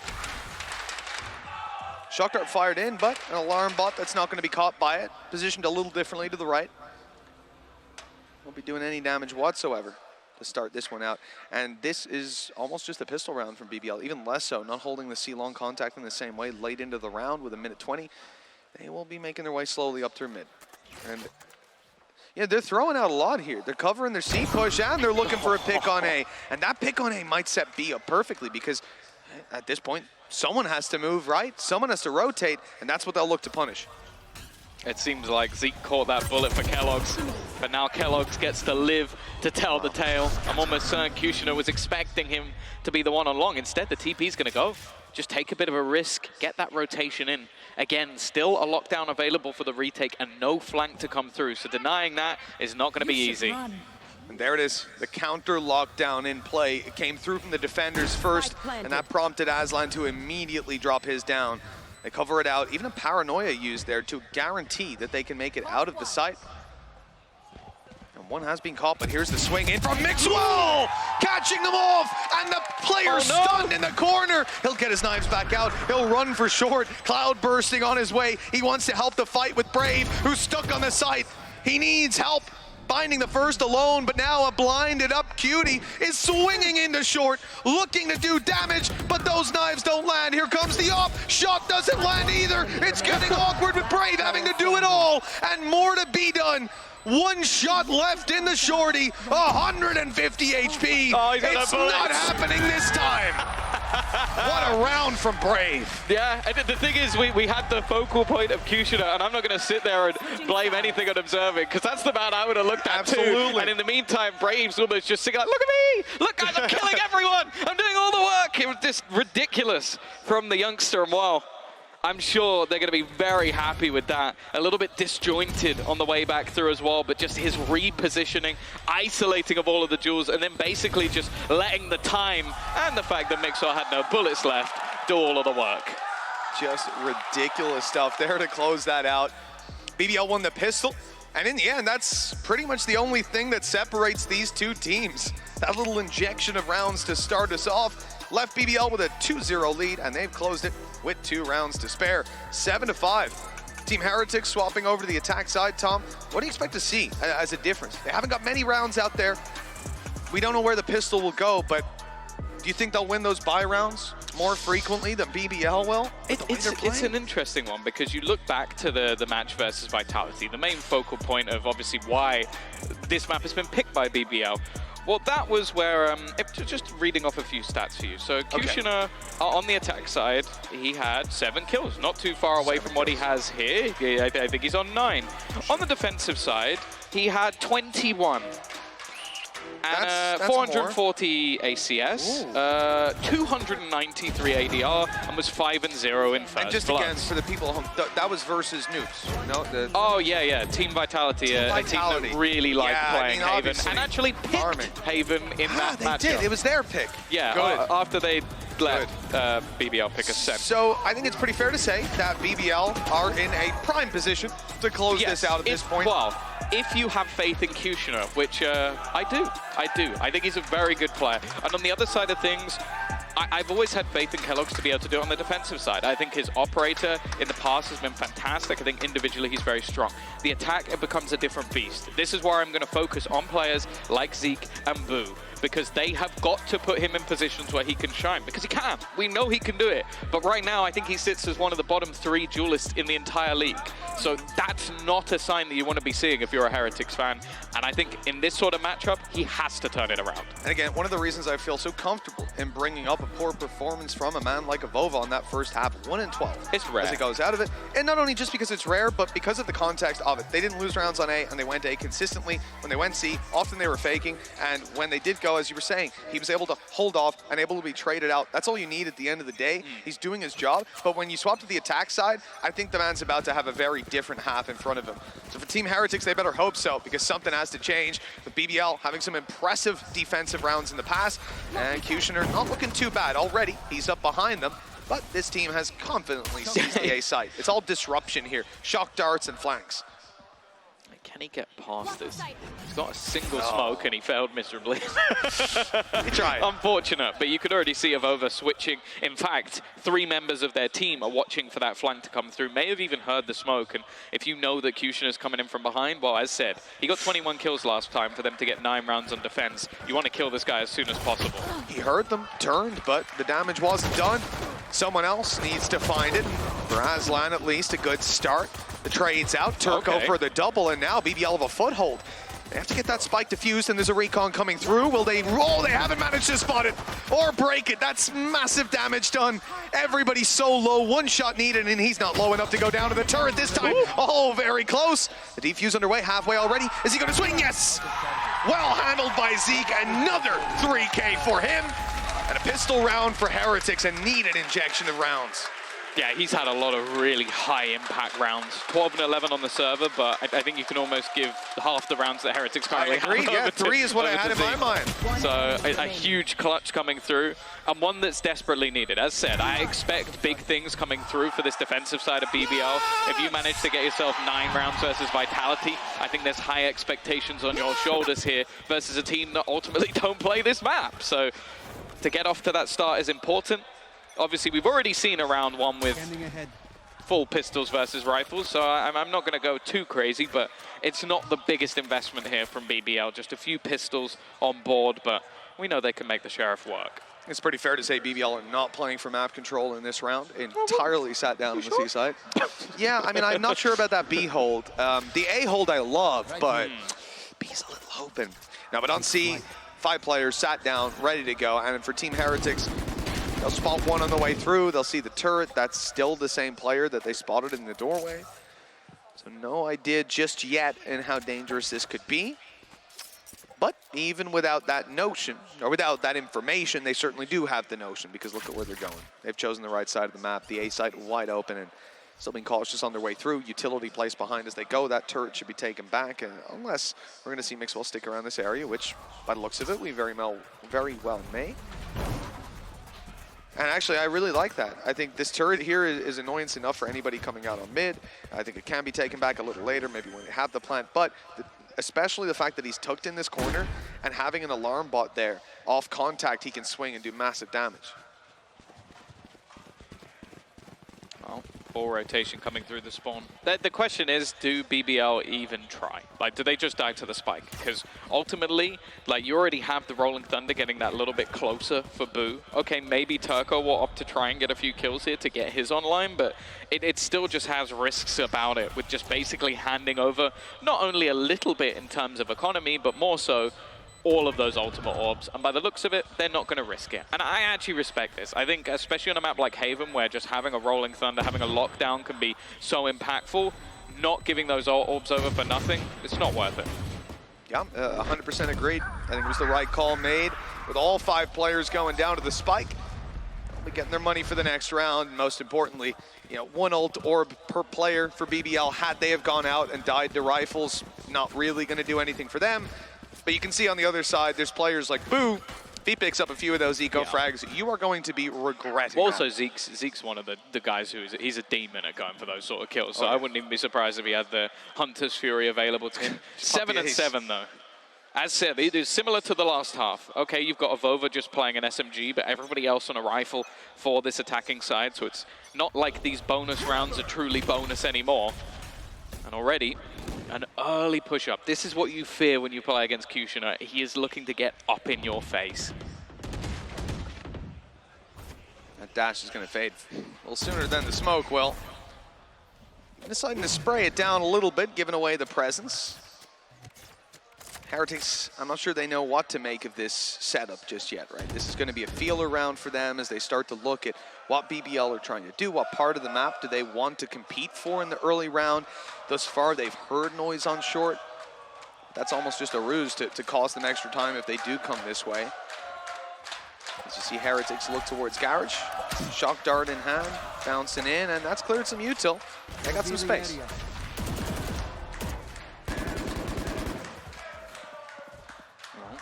I think they're looking to see if there's any extra utility left. Wanting to make sure that they pull a rotation over, but ultimately there's still a player to this back of sight. In fact, Turco has held on to every single piece of his utility. Stun just being utilized. I think expecting them to be in Garage, so maybe a bit of a misread, but the second this drone is heard, that will be the moment of panic. Yeah, this is where things get a little bit scary. There's very little support to actually come in here. Turco has to do it by himself, and by the looks of it, he will. In comes Aslan to help, and that's bought time and a distraction for Turco to triple it up. What an incredible round. He should have been dead to rights on the backside. They were all over him. He got tagged by a drone as well. So they knew, like, Kellogg's knew exactly where he was. It's not like that was a surprise of any sorts, but Turco, he has been fragging so far. 17 and 8, playing the breach, looking like he's feeling confident in his own individual ability. And I can't really blame him at this point. And that's the thing. I think we're having similar issues to what we saw early on from BBL. These slow D40 rounds, as I said, Turco going into the last, 30, 40 seconds, had his whole utility belt. The only thing he used was a stun that comes back. So I expect to see a pace change, a little bit more control being taken early on of forcing out some of that utility. And already, again, a control taken by Heretics. And again, I don't mind it too much when it's these slow approaches in the first couple rounds, but well, you start to feel out how they're playing it, you know. This is certainly something you're going to want to have an idea of for later. Flash out, triple peek on A long. It's only a 1-to-1 trade. All in all, Heretics can be pretty happy about that. They've got a good idea of the presence on this side of the map. They know short is clear as well. And if Mixwell removes this PC utility on B, that alarm bot is the only thing that's keeping that information, and they do not have the bodies to cover that now. No matter where they look, they will be leaving a gap somewhere else. Yeah, with the turret still in garage, I kind of expect Aslan to now switch up his position to put a little bit more eyes towards that B site. And actually, instead, it seems like Kushner is going to be the one rotating off. It leaves Turco in a very similar position as last round, still with a stun and a flash available to him. Can he pull off a miracle again? Aslan went to C long here. So they're actually splitting up into a 2-2 setup. How did they leave him unchecked for so long? Lucky to walk out of that with still a 2 versus 2 and a spike plant as well. Both players splitting up as well. Brave and Aslan going in completely different directions. Aslan was still on kind of C side of C long, while Brave had pushed down a little bit. I don't know if coming from different angles is going to benefit them. Just because of the Rolling Thunder, you don't want to both get hit by it. So if you come from split angles, they can only use it one way, and it's gone already. Boo's going to get dropped, leaving of over. He's normally so good in these clutch situations. Paranoia available, but there's one right back. He insta-headshots onto Aslan, leaving that 1v1.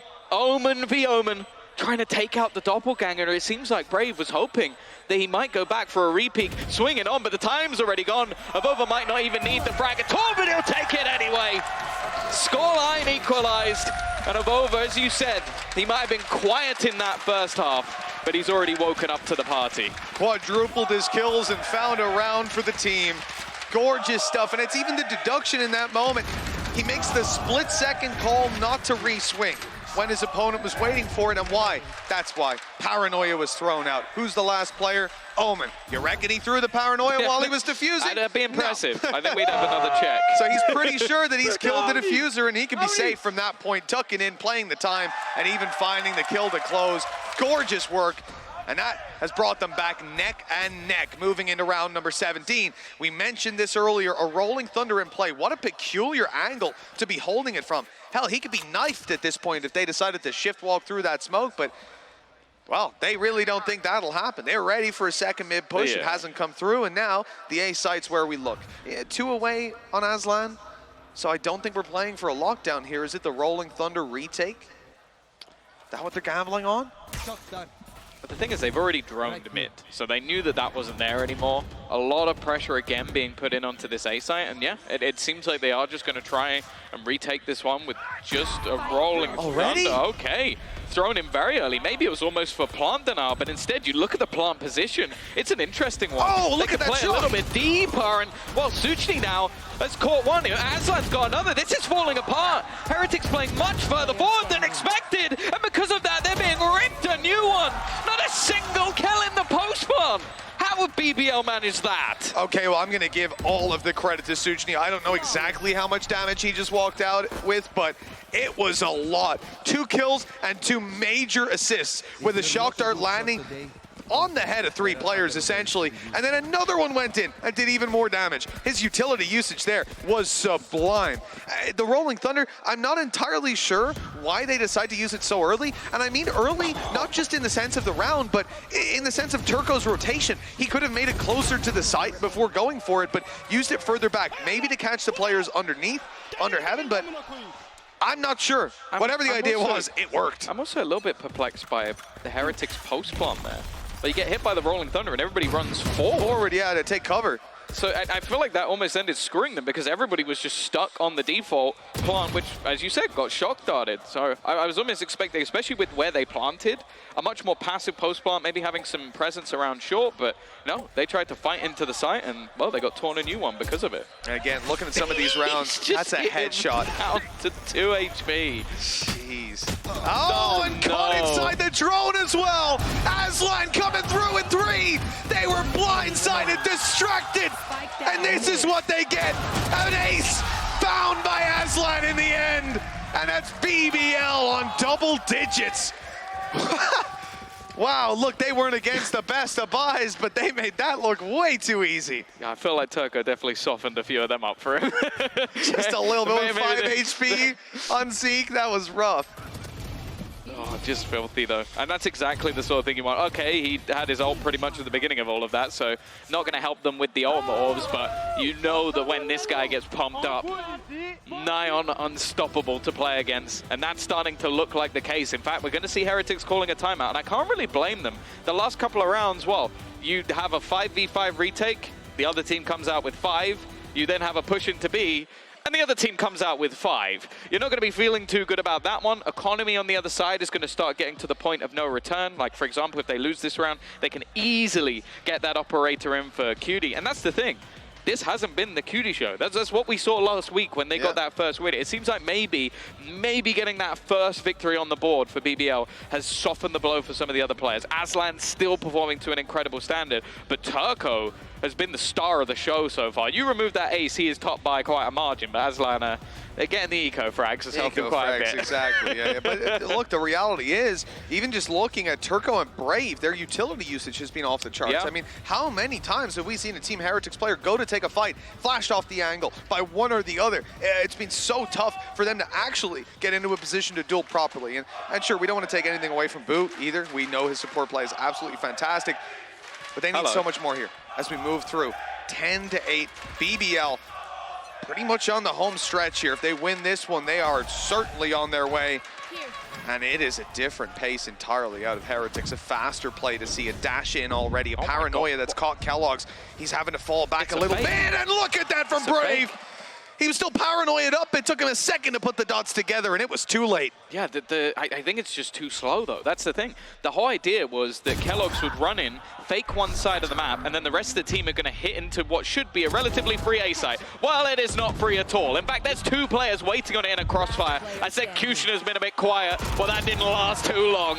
A triple kill, and I understand the idea from Heretics, but you pulled some rotation, but Kellogg's died so fast, so the rest of the players went, I ain't no one else here. Yeah. Did you guys see any flashes come in there? Any recons? Nothing? Oh, okay. Maybe it's not a full push.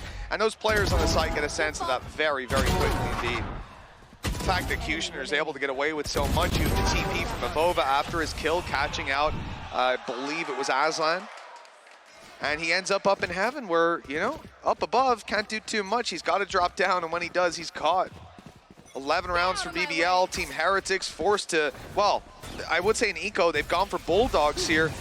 Yeah. Blade Storm on Kellogg's is the main hope for this round, trying to find a player on backside, but he's moved. He's not there anymore. Well, a much faster attempt at an afterplant, but Hunter's Fury already going to be doing a significant amount of damage. Big kill. Kushner gone. Defender lockdown will force them all the way back, but that's fine. Like, honestly, getting an opening kill and being able to reset might actually help them a bit. We're going on an adventure. Seems like the cam got detained. You should run. Well, maybe it will again. Attacker ult's going to be used in here. The lockdown on short.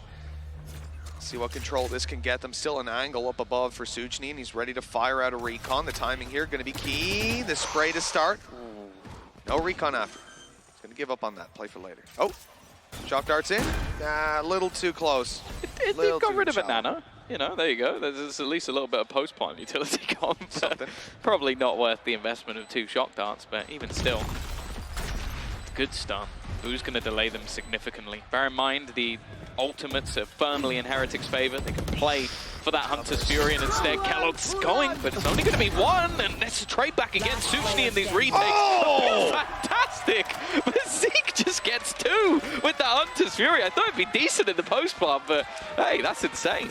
That's something else. Timeout for BBL on the back of that as well, taking the wind out of their sails a little bit. The double kill from the Hunter's Fury to close it out.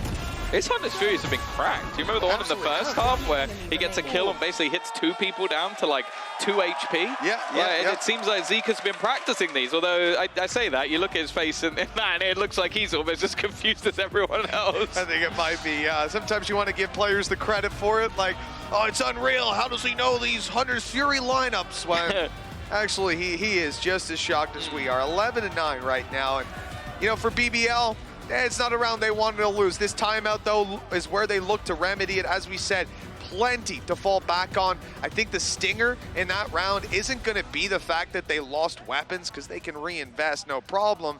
It's the ultimates that they committed and found the site for it. But in that post plant, they were left with nothing. And, well, we saw it.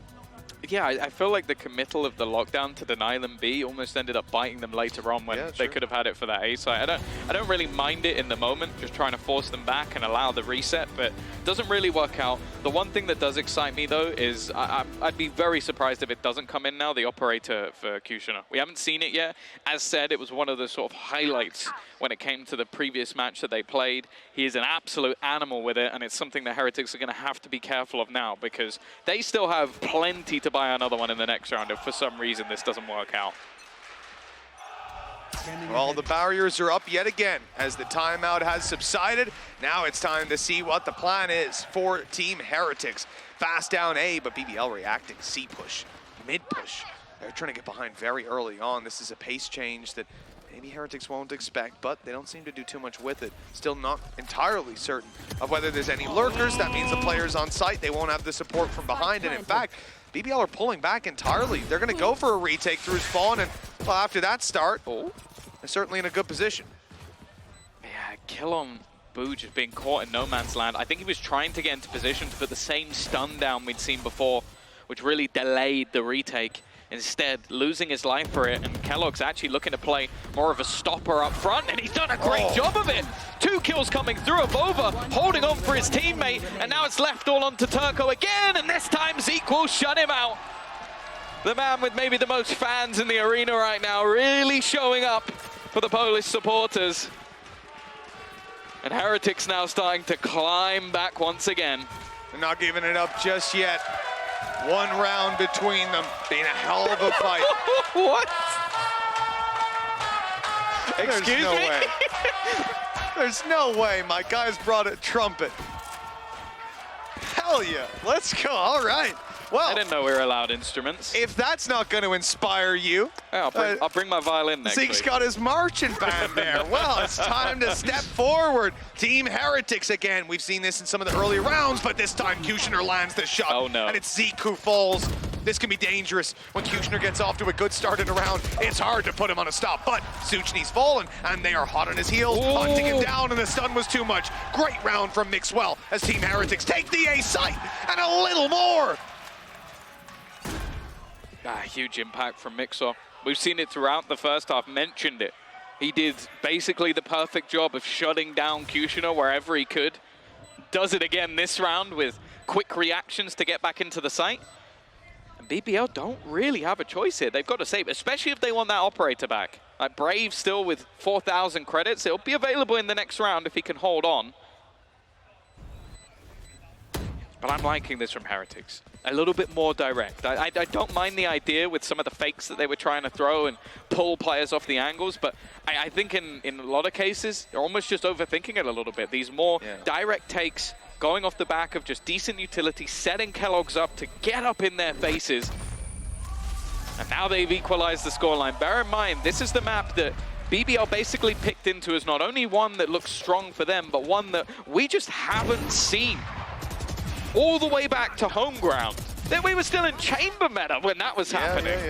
So the fact that we are now seeing a strong looking Heretics fighting back on this map, that is a dangerous sign for BBL. They can't lose this one. And I can understand why you started out maybe not going for that sort of pace up against a Turkish team. I get it, you know, and we saw it in the first half as well. That's often what they're looking to fight against.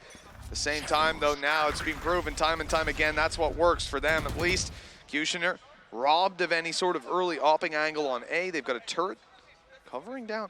This is such an interesting angle. The turret's taking contact, and then Aslan's up close. Turco is playing with a stun. The second that turret gets contact, you're either going to have players running through past Aslan a little bit distracted, and if that happens, the stun comes in behind them. He gets the first kill, follows up on more, or players that go to take some control, see the turret, maybe they want to shoot it, destroy that piece of information gathering for them, and instead they end up getting ripped apart. This could be massive for BBL. Oh, there might be a little bit more trouble. He's going to come out with 2 quick reactions. And now there's a man waiting for this peek from Kellogg's. Already getting shut down. He wanted to try and make a play again, but it's just become a little bit too scripted. And well, Boo, that's the second time he's tried to make that cross happen. The second time it's flunked. It's left on to the star man, but not this time. Suchny again, a menace on the retakes, and a 12th on the board for BBL. It's not a death sentence, Mitch, though. I really want to see a replay of what Cutie just did, because if I'm not mistaken, he didn't just catch Boo out in the open, swinging wide on that box. That was a jump peek over the top of the site to fire a flash. Wall-banged headshot him. And he just ruined his life. Let's see this. Again, what a start for him. The fact that the Rolling Thunder just barely makes it past him. Good shot for Cutie.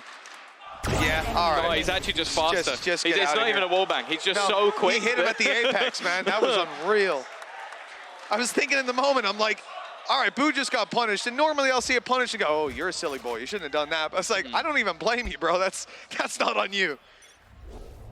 Well, 12-11. It's been a good fight from Heretics, but they're going to need one more. Kellogg's actually, he's got an operator and a rifle by the looks of it. Just using those extra credits to have whatever he needs, maybe hoping to find an early fight when it isn't given. Back to the rifle. Normally the first man in. Utility being destroyed early, just to try and put some doubt in the minds of the BBL players. But as you can see, Aslan back on spot, and a single kill for him here would put that lockdown online and save them a lot of hurt if it came to a retake. Yeah, don't think he'll be going for any orbs anytime soon. With the way this map is laid out, Brave up close. Passive play for Garage, double Garage coverage. I mean, I'm looking at Kushner right now, holding it with the op, and I guess the idea is that he can swap in between either angle. If he needs to support on long, then immediately I'll have Aslan covering off that closer angle inside the Garage. But I'm looking at a setup that, well, maybe will be challenged. We're seeing some presence across the map. For now, Kellogg's is going to be the point man taking space. The spike is following him. They've spotted players on long. The spike was a fake plant, and Kellogg's. But there's 25 seconds. Is he going to continue forward? Where's the spike going? They're fake planting it to bait utility, perhaps, and then they're going to go for the plant on the site. I'm not sure what the other guys are doing. Okay, there we go. Caught Brave as they fake the rotation back across. Mixwell's picked up another, and Heretics right back into this round. I don't know if this was the plan from the get-go, but it seems like one of the riskiest ideas I've ever seen. The spike going in alone, but somehow it's worked out. Rolling Thunder, it may have caught onto Boo. He's alone, and he'll be isolated. But Kellogg's has caught one back on that cross. They've tapped it. Someone's got a peek to confirm. Recon out, destroyed. They know now. Perfect. Has to be tapped again. There's the swing, and no! That fight did not go according to plan for Kushner. Team Heretics have pushed this up to an overtime. I mean, we've been neck and neck the whole way. We've had pistols traded back and forth in halves. I think I pretty comfortably say this is a game that deserves an OT. Yeah, I definitely don't think that there's been a sort of confident victor, which, as said, like going forward into some of their other matches might be a scary sign, but for the team that does make it through today, they're at least going to be left with some hope of making it to the playoffs. The team that loses, well, I'm not going to say they're mathematically out, but I think for most people they will be. Yeah, look, it's one of those things where the probability, you know, it's hard to get an exact number on their percentage chances to make it through. You could get through with 4, but you probably won't. You probably won't. And that's it. And I think as well, you have to look at a lot of the head-to-heads. And okay. Oh, hello? Dash out early. He's caught a little bit for damage. Boo's stuck in a corner, paranoid up. Good look with crossing that confidently. Shock dart down, op watching, nothing found. And, you know, a scrappy duel for map control early on. Both teams wanted short, and in the end, nobody will have it. Yeah, re-droning into long, but this has already pulled rotations. Boo had made his way back around instead. They're going to actually walk through. Now, Garage was somewhere they were shut down very early, and now Avova is under unbelievable amounts of pressure. Utility being put onto him. Boo at least trying his best to help, but the site is lost. It's tough when they're coming in from those angles and when they have so much utility to clear you out of the safe corners that you want to hide in. For BBL, the plan seems secured. And actually a very late rotation from Kellogg's. 40 HP with the operator. He'll be coming through spawn just now. It's going to take quite a while. His teammates are not really given any ground that they can confidently hold. Like, this retake's going to be late. And it's allowing BBL to set up exactly where they want to. The flash didn't even catch Suchny. He's gone for the reload. He's gone for the reload inside the smoke. He's so low. And a spam eventually goes Aslan's way. Of course, second man back sight not spotted. Brave doubling up on the angle. Oh, that's a hit. He is so low. 8 bullets left in this rifle and more than 8 needed. That's 13 for BBL and another map point on their map pick. I still can't believe that you've got a man spamming through the smoke with a Phantom, and then Aslan just reads exactly where he is and headshots him anyway. It's not like he's getting traces. He's just almost guessing where this last man is going to be coming from. I have to say I'm impressed with like Suchny's individual ability. Like the way that he seems to work in both afterplants and in retakes with his positioning just seems to be sublime. He's the one that's taken that one over the line for them in reality, and now, as said, Heretics have fought tooth and nail for this one. They go into the next map, I don't think there's anybody doubting that they have an inherent advantage. A map that their opponents literally haven't played, ever. Like, never played. I'll do it. So, and one that they've beaten Na'Vi. So I don't think they're going to be too stressed if they lose this, but at the same time, an opportunity to maybe even take this series 2-0 if they manage to get this one over the line, but they need a second overtime if they're going to do it. Most certainly. I think, look, moving on to Lotus as well, you don't want to have that map deficit because, yeah, okay, the Na'Vi game is the particular caveat, because otherwise you'll say like, oh, the Liquid game yesterday, they came into Icebox, they looked great, they had some fantastic ideas. And at this level, I don't think you get to come in and go, well, we haven't played the map, so we suck. Like, you have to have, if you're leaving it open in the veto, you better be ready to play it. But, and especially when you look at the game, if you've had a lot of success against a top tier team, everybody's seen that VOD. Every single player, every coach, they know how you like to play it. It's tough to do it a second time if they've got your number. OT, number 1, half number 2. BBL need this to push us on to Lotus. Team Heretics need to bring us to another OT. Now just take a look at where they're going on Heretics. A lot of players grouped up and around this A site. Aslan already going to be pushed back from short, but BBL have rotated in. They're stacked up and ready. Oh, Dark, that's big. Kellogg's already getting one. Trade's a little bit further behind, and Aslan's able to capitalize, but Boo's done a good job keeping this advantageous for now. He's also going to get himself his ult online. 2 kills, a plant. That's put him in an amazing position. Rolling Thunder available, but it's whether they can use it. He's actually been caught. In fact, he's just stunning the hell out of Zeke. Just going, okay, screw it. I'm going to throw that utility at you anyway. Stunned up again. Well, eventually Zeke will go down into a 2v2 scenario. And shaky from Mixwell. He goes down. And Brace just found everything. Timer on that defusal is plenty. And they're going to be closing that one out. It looked like we were heading to another overtime. But Brave, once again, pulls a round out of nowhere.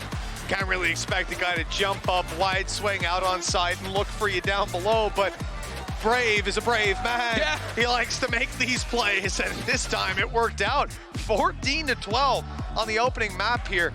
Has to be said, look, Lotus, it will be favored towards Heretics. It's looking likely that we push all the way to a third map, but it's got to be sat there in the back of their mind now. I hope BBL ain't done their prep here. I hope they ain't ready. That is the other thing, is you have never seen them play. So it's not like you can come in prepared. You have to basically just focus on your own gameplay rather than anything else. So that's also going to be a scary thing, because an unknown BBL is a scary prospect. Even a known BBL. Look how many people have tried to counter their ascent and failed miserably. You have to now go into whatever they've got planned blind. That is a scary prospect. At the same time, Heretics have looked good on this map, at least the last time out, even going close versus Foot, who are another very good Lotus team. So that should be theirs to take, but it is not going to be easy after what was such a long fought map loss. Yeah, it definitely is. Those are the worst ones. You lose 13-1. All right, we messed up. We were bad. Yeah. Just go to next. Still not easy. It's not easy. It's easier than when you've just put that much time into it. That's true. Got That's nothing true. for it for now, though, folks. We're going to toss this one over to a break. We'll be back with map number 2 in just a little bit.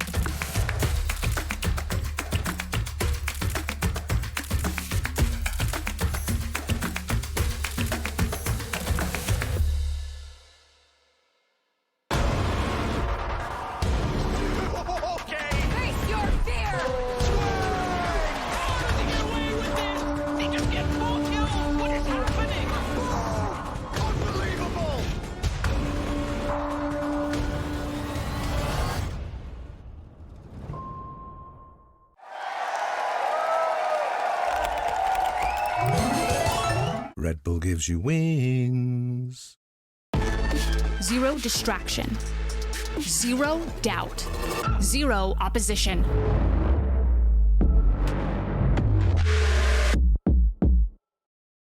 Usually when I see a target, I won't miss. I try to find weaknesses wherever they are and just game by game try to pick up on anything I can.